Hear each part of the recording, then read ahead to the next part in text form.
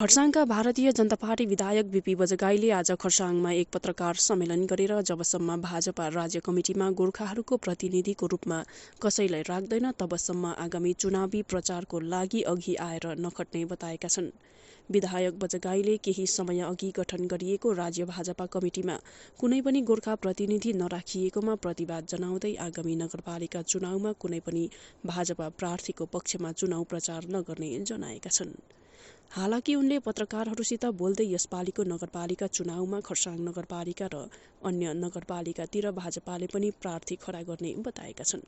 सर्वप्रथम त ठिक भन्नाले अब मैले स्पष्ट रूपमा एउटा कुरा चाहिँ म सबैलाई बताउन चाहन्छु। त्यो चाहिँ के हो भने जबसम्म भाषा छ तबसम्म हाम्रो अस्तित्व छ।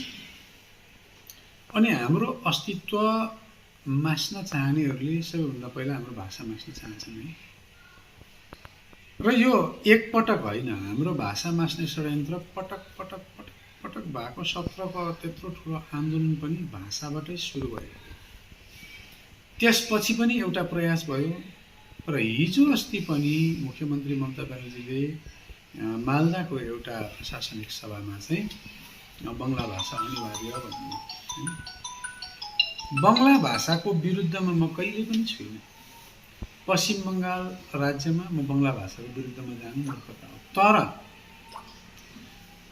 जसरी बङ्गला भाषा भारतको संविधानको 8औं अनुसूचीमा अन्तर्भुक्त भएको छ, त्यसरी नै नेपाली भाषा पनि भारतीय संविधानको 8औं अनुसूचीमा अन्तर्भुक्त भएको छ।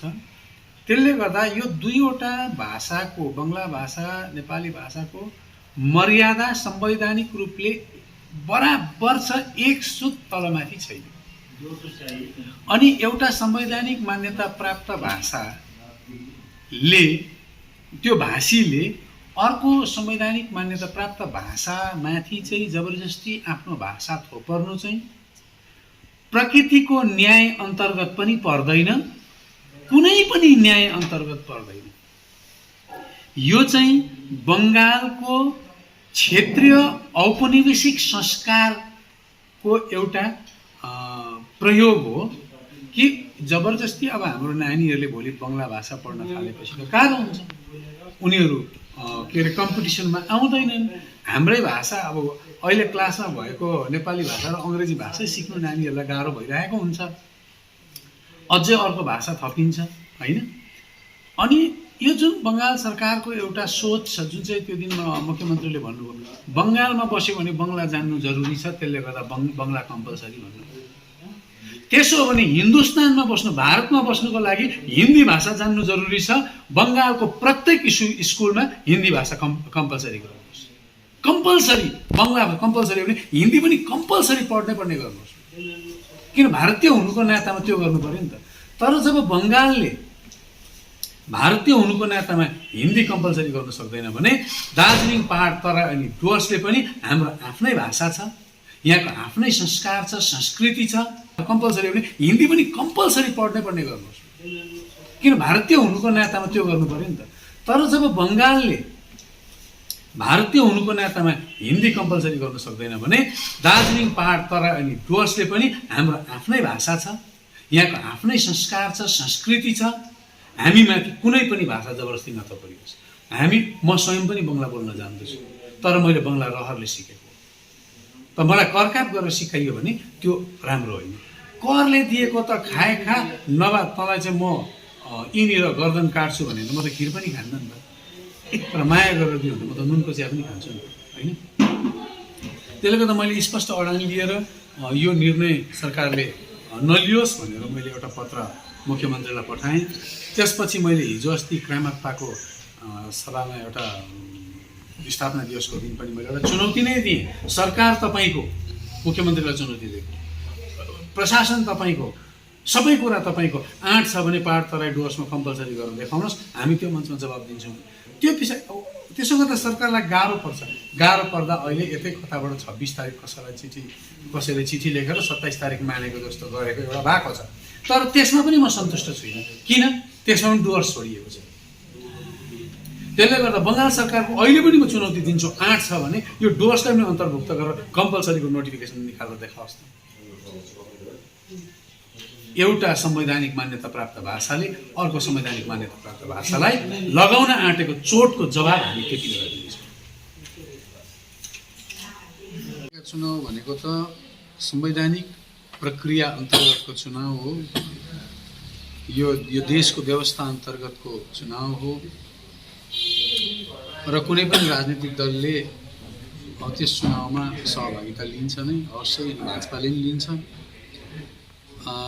सिलगढीमा त भाजपाले आफ्नो उम्मेदवार पनि दिइसक्यो, तपाईँले थाहा पाउनुभयो होला। अब खरसाङको सम्भवतः पर्ने चुनाव भाजपाले अवश्य खरसाङमा पनि आफ्नो उम्मेदवारिता दिन्छ। भाजपा चुनावमा जान्छ।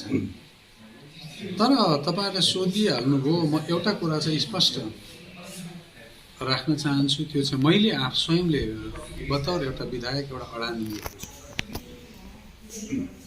तपाईँलाई थाहा छ, हिजो अस्ति भाजपा राज्य कमिटी नयाँ गठन भयो। भाजपा राज्य कमिटी गठन हुँदा हामी लगभग पहाड तराई डुवर्समा 30 लाख जति गोर्खाहरू बसोबासो गर्छौँ।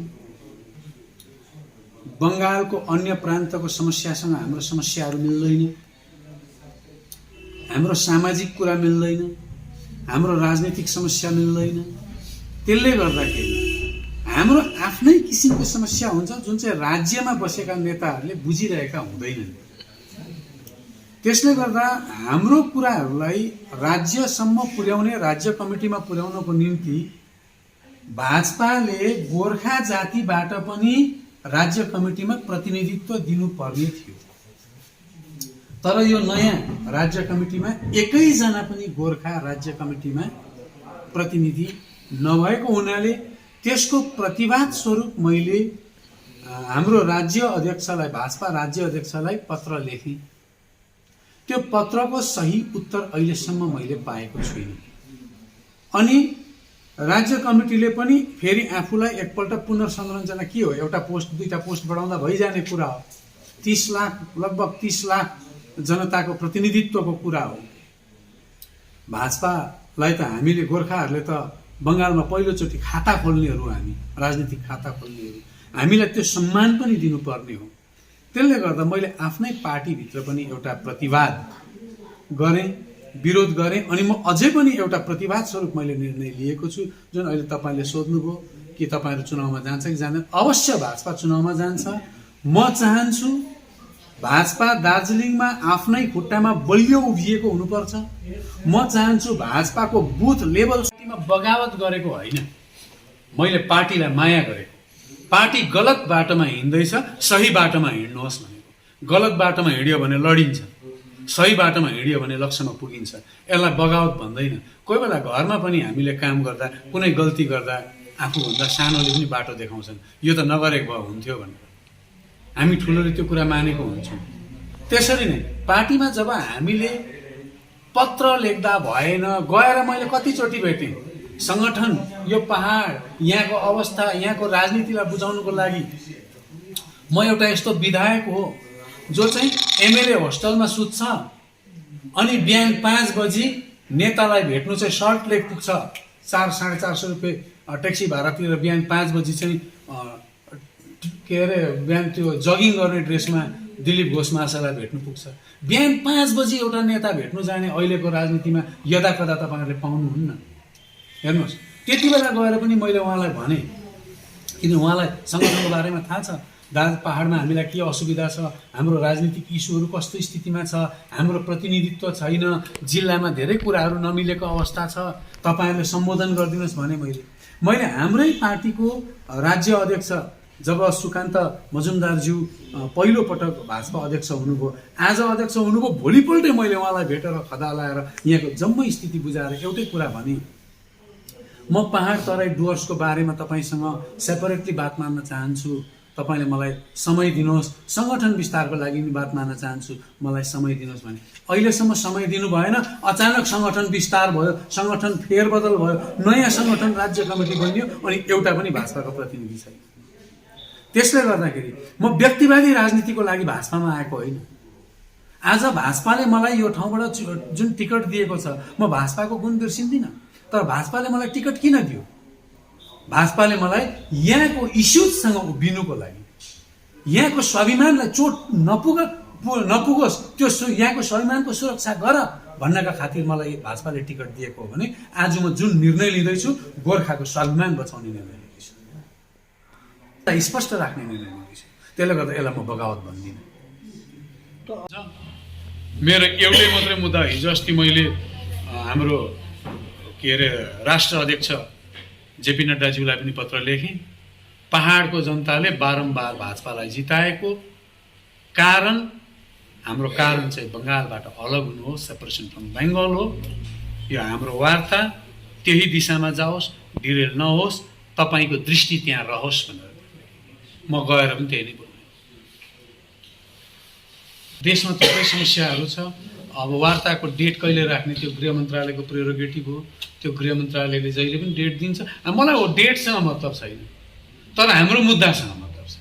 डेट जहिले पनि आउँछ, मुद्दा सही हुनुपर्छ, त्यसको निम्ति हामी सबै नै लागि परेको छौँ। सुन्नुहोस्, तपाईँले मेरो फेसबुक यसो कोट्याउँदै जानुभयो भने म भाजपामा प्रवेश गर्नुको ठिक 8 महिना पहिला मैले आदरणीय प्रधानमन्त्री नरेन्द्र मोदीज्यूलाई एउटा पत्र लेखेको छु। त्यहाँ पाउनुहुन्छ पोस्टमा। त्यो पत्रमा गोर्खाले चाहेको र हामीले चाहेको, इभन मैले पत्र लेखेँ, हामीले चाहेको चाहिँ बङ्गालबाट अलग हुनु हो भनेर क्लियर कट लेखेको छु। जान्दै भारतीय जनता पार्टीले मलाई बतौर सदस्य स्वीकार गर्यो। अनि मैले सांसदको चुनावमा पनि पिपिएस भनेको गोर्खाल्यान्ड हो, अलग राज्य हो भन्दै प्रचार गरेँ। त्यो जान्दा जान्दै भाजपाले मलाई टिकट दियो भने भाजपाले मलाई टिकट दिनुको पछाडि त्यही कुरालाई अगाडि बढाओस् भनेर हो, अर्थ होइन भन्ने मेरो बुझाइ हो। पिपिएस भनेको पश्चिम बङ्गालबाट अलग, त्यति असर दिन्छ। अब त्यो भोलि केन्द्रले कस्तो रोल निभाउँछ? गोर्खा जाति लाटो छैनन्, गोर्खा जाति लाटो छैनन्। पहिला पहाडमा हुर्के है, खोला खाल्सा हिँडे, छहरातिर त्यति बेला भारी बोक्यौँ, नुनको भारी बोक्यौँ होला, निधारमा ड्याम होला। अब यो मोबाइलको युग हो, ससानो कुरा पनि आइपुग्छ। अब गोर्खा जाति लाटो छैन। अब धेरै ढाँट्दा गोर्खा जातिले पत्याउँदैन। त्यसले गर्दा न राज्यले नै ढाँटोस् न केन्द्रले नै ढाँटोस्, राज्य र केन्द्रले अब गोर्खासँग साह्रै खेलाची गर्न सक्दैन। हाउस नलागे पनि हामी सबैजना विधानसभामा जाउँ, भेला हौँ, त्यहीँनिर मिडिया बोलाउँ, यो कुराको प्रतिवाद गरौँ र हामी स्ट्रिटमा निक्लौँ। हामी गयौँ, मनोज तिग्गाज्यूले बोल्नुभयो टोर्सबाट, पहाडबाट मैले बोलेँ, शुभेन्दु अधिकारीज्यूले बोल्नुभयो। एउटा लिडर अफ अपोजिसन लागेर हामीले स्ट्रिटमा आएर जब कलकत्तामा पर्जापट्टाको मुद्दा उठायौँ भनेको, लिडर अफ अपोजिसनले उठाउनु भनेको त भाजपाले राज्य लेभलमा उठाएको हो नि त। तर त्यति बेला पहाड मौन बस्यो,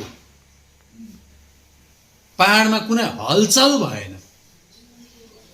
यत्रो ठुलो मुद्दालाई राज्यको गल्लीमा पुर्याउँदा पनि पहाड मौन किन बस्यो भन्ने कुराको प्रश्नको उत्तर आजसम्म मैले पाउन सकेको छु। पहाड जति नै मौन बसोस्, यो हाम्रो उत्तरदायित्व हो। किनभने मौन पहाड मात्रै होइन, हामीलाई मतदान गर्ने भोटर पनि मौन छन्। साइलेन्ट मेजोरिटीले जिताएको, उहाँहरू बोल्न चाहँदैन, किनभने उहाँहरूले देखेको छन् अन्याय, अत्याचार, घर कुड्की गरेको, छोराहरू जङ्गल पस्नु परेको देखेको छन्। त्यसले गर्दा त्यो भिड बोल्नु चाहँदैन। त्यो भिड जो बोल्न चाहँदैन, जो भित्रबाट डराएर बसेको छ, तर जुन भिडले हामीलाई विश्वास गरेको छ, त्यो भिडको लागि पहाडको अरू मौन बसे पनि हामी चाहिँ पर्जापट्टा मात्रै होइन, हामीले वचन दिएको सबै इस्युमा नै बोलि नै रहन्छौँ, चाहे अरू चुप लागेर बसौँ।